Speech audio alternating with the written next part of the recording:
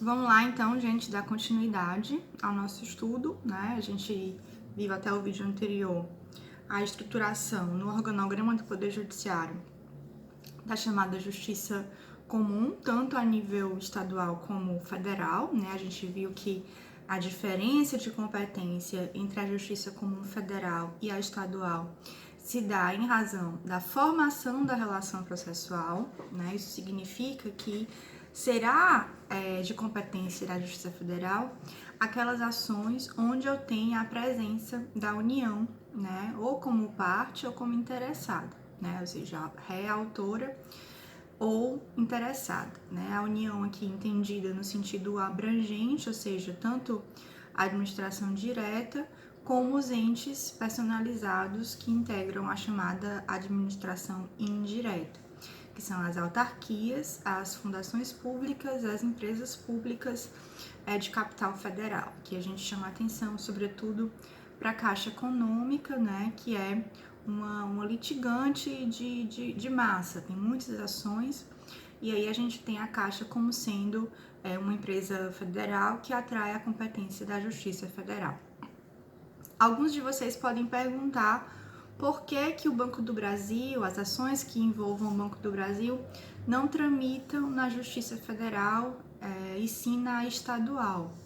Isso é verdade, né? O Banco do Brasil ele vai ser parte em ações de competência da Justiça Estadual Comum, e isso porque o Banco do Brasil não é uma empresa de capital 100% público, ela é o que nós chamamos de sociedade de economia mista, e por conta disso ela não vai ter a competência, não vai atrair a competência da Justiça Federal. Então a gente viu, né, até aqui, né, o braço da justiça, do organograma do judiciário, referente à chamada justiça comum, que começa aqui embaixo com juízes de direito no âmbito estadual, juiz federal, vai TJ, TRF, vai STJ, STF, né? A gente vai ter no restante do nosso organograma as justiças especiais, né? A gente vai ter a do trabalho, a eleitoral e a militar. Vamos entender aqui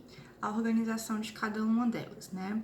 A Justiça do Trabalho, né, vai ter como instância de superposição, como tribunal de superposição, o chamado Tribunal Superior do Trabalho, né? Esse tribunal vai exercer uma função semelhante à exercida pelo STJ na Justiça Comum. Então, vai trabalhar pela uniformização da jurisprudência trabalhista no âmbito nacional, julgando de forma extraordinária os recursos que forem interpostos dos tribunais que funcionam como instâncias ordinárias de revisão, né? Isso é interessante que vocês entendam, porque os tribunais superiores a gente chama de instâncias extraordinárias de revisão, né?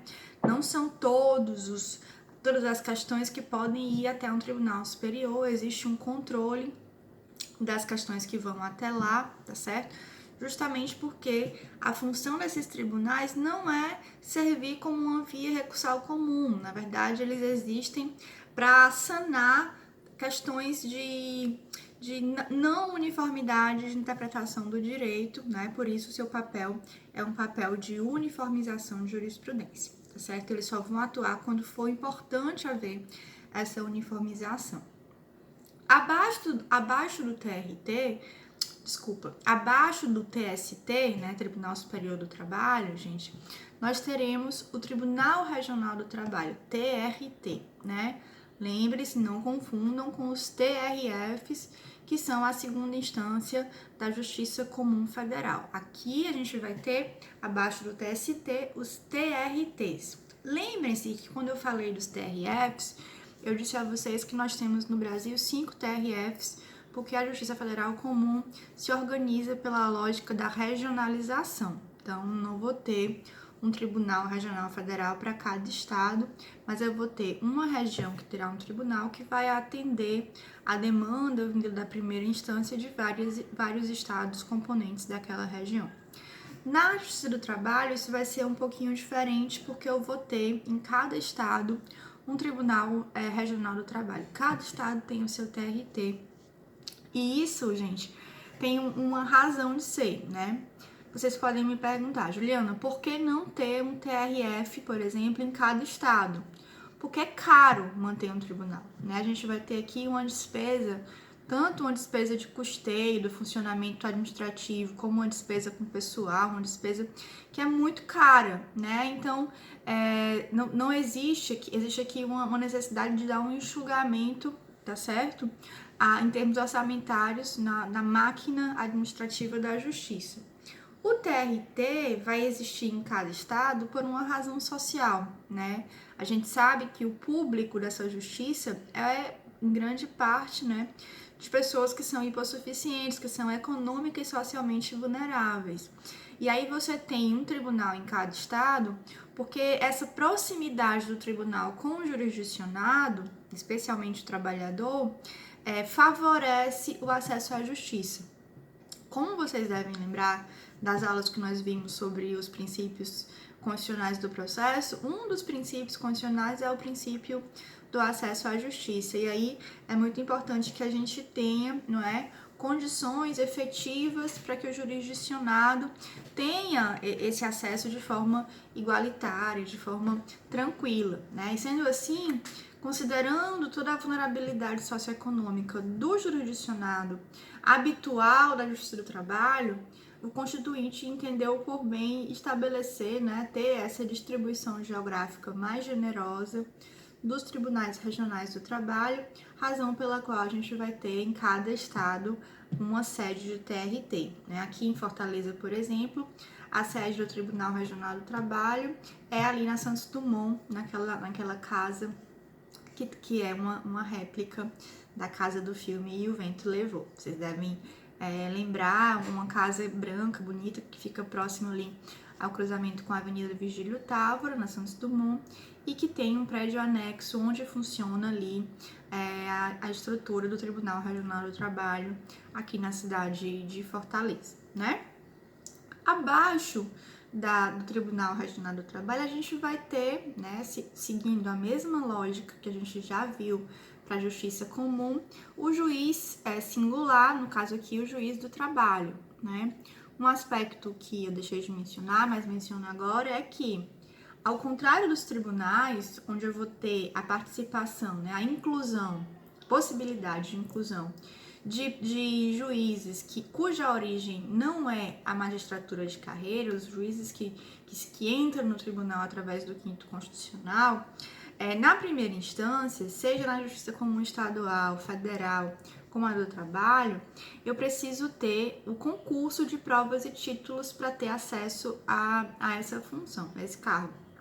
Então, nós temos aqui, na primeira instância, na Justiça do Trabalho, o juiz do trabalho, não é, que vai funcionar aqui como um órgão singular, analisando, né, na origem, tendo competência originária aqui para processar e julgar as reclamações trabalhistas, que é como a gente chama as ações promovidas na Justiça do Trabalho, certo? Então, eu não posso aqui confundir nunca as competências da Justiça Especial Estadual, da Justiça Comum Estadual, a Justiça Comum Federal e a Justiça Especial do Trabalho. Cada uma dessas justiças vai ter a sua competência própria, não é? E faz parte aqui do advogado, do profissional do direito, identificar corretamente, definir corretamente qual é o órgão competente para processar e julgar a ação. Então, quando vocês estiverem no futuro preparando as petições iniciais das ações que vocês forem propor, o primeiro elemento da petição inicial é justamente o que nós chamamos de endereçamento, que fica lá no cabeçalho da petição, onde você identifica, onde você se dirige ao órgão jurisdicional competente para apreciar a sua demanda, né? Se você tem aqui um problema da identificação correta do órgão jurisdicional, você vai gerar para o seu processo um vício, né, de incompetência, que dependendo do erro, pode ser um vício mais ou menos grave, tá certo? Mas lembrem-se, A identificação correta do órgão jurisdicional, ela é a aplicação efetiva, concreta, das regras de competência, né, que são distribuídas pela Constituição e detalhadas pela legislação infraconstitucional, tá certo? A Justiça Eleitoral, ela vai ter uma lógica semelhante. Eu vou ter o Tribunal Superior Eleitoral, abaixo do TSE eu vou ter o TRE, também cada estado vai ter o seu TRE, o seu Tribunal Regional Eleitoral. Essa é uma justiça curiosa porque nós temos aqui uma justiça, ela é federal, mantida com o orçamento da União, mas é uma justiça que não tem quadros próprios de magistratura. Você não vai ter aqui uma carreira própria de juiz eleitoral, não vai ter concurso para juiz eleitoral. Na verdade, você vai ter aqui magistrados, né, da justiça, que vão ser emprestados, digamos assim, para a justiça eleitoral durante um certo período de tempo e vão receber por isso uma gratificação, né? Então, você vai ter aqui membros da magistratura estadual que vão exercer temporariamente a função de juiz eleitoral mediante o recebimento de uma gratificação, né? O Tribunal Regional Eleitoral, assim como o TSE, é um órgão, né? Isso é uma distinção importante em relação aos demais tribunais que a gente estudou até agora. Porque esses tribunais, eles vão ter uma composição temporária, né? Você vai ter uma alternância dos desembargadores e dos ministros que vão compor o Tribunal Superior Eleitoral e o Tribunal Regional Eleitoral, tá certo? Obviamente que aquele, por exemplo, advogado que é indicado para a função de juiz no Tribunal Regional Eleitoral, durante o período em que ele está atuando à frente do TRE, ele não pode exercer a advocacia em razão, né, de um conflito de interesses. Então, ele fica aí temporariamente impedido de atuar na justiça como advogado se ele estiver desempenhando temporariamente a função de juiz no Tribunal Regional Eleitoral, tá? Mas a mesma lógica de funcionamento, eu vou ter a primeira instância juiz eleitoral, né, emprestado de outra justiça, eu vou ter na segunda instância o Tribunal Regional Eleitoral e como instância de superposição o Tribunal Superior Eleitoral, né, que vai contar entre os seus membros, tá? Também com ministros que vêm do Supremo para compor esse Tribunal Superior Eleitoral, né? Atualmente, quem está presidindo o TSE, por exemplo, é o ministro Luiz Roberto Barroso, tá certo? A Justiça Militar é uma justiça muito peculiar e muito sui generis. Por quê?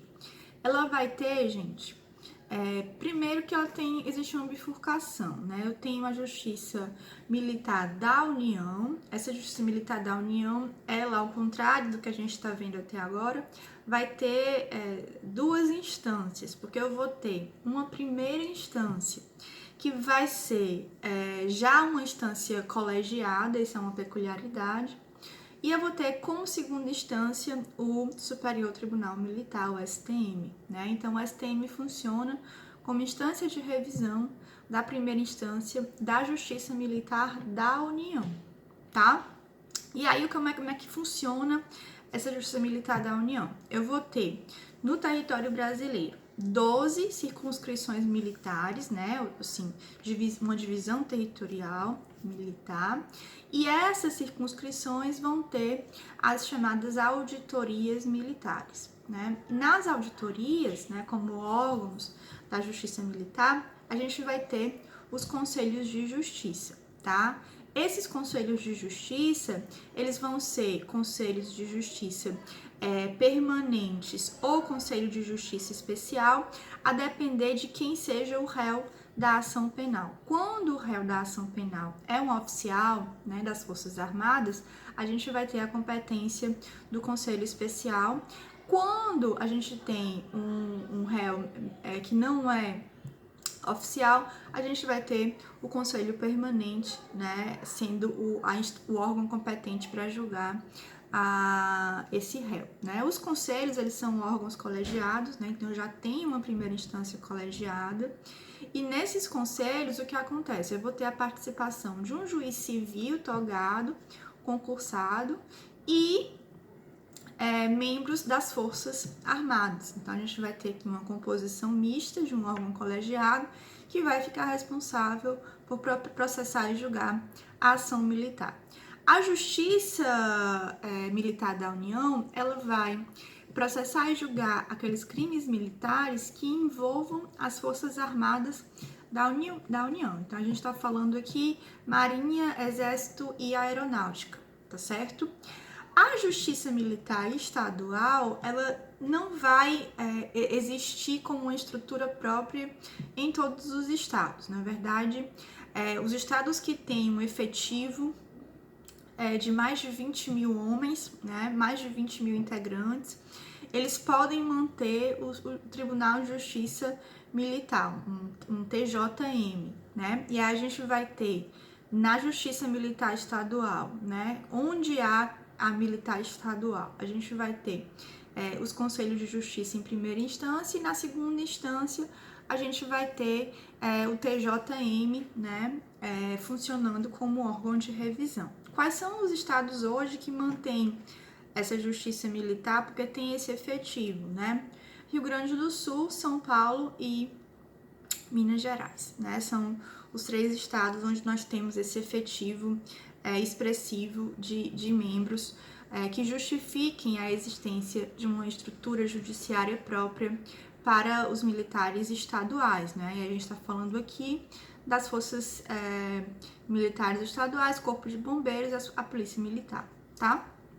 Nos estados onde não há justiça militar estadual própria, aí quem vai exercer essa competência é a Justiça Estadual Comum, né? O que é interessante a gente perceber é que a Justiça Estadual Militar, e naqueles estados onde não há essa Justiça Militar Estadual, ela vai ter como instância de superposição não o STM, mas sim o STJ. Né? Então, o STM ele só vai ter competência para apreciar em caráter de revisão as decisões proferidas na Justiça Militar da União. Isso é um aspecto importante que precisa ser mencionado, tá? Então, eu acho, gente, que com esses vídeos deu para explicar bem, não é, a estrutura, a distribuição geral de competências do Poder Judiciário brasileiro.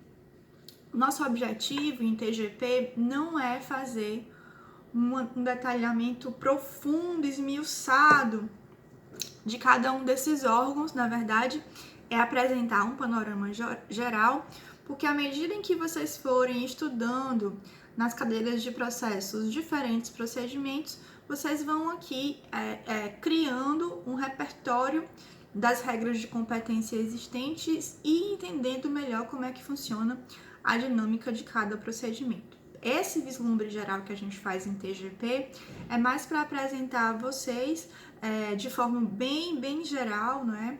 Como é que funciona esse princípio da especialização do trabalho na justiça e a ideia de um poder que se organiza de forma hierarquizada, seguindo uma lógica, uma racionalidade de trabalho, de desenvolvimento processual. Tá certo, gente? Eu vou ficar por aqui nesse vídeo. No próximo vídeo eu vou falar sobre as funções essenciais da justiça, tá? Um beijão e até a próxima.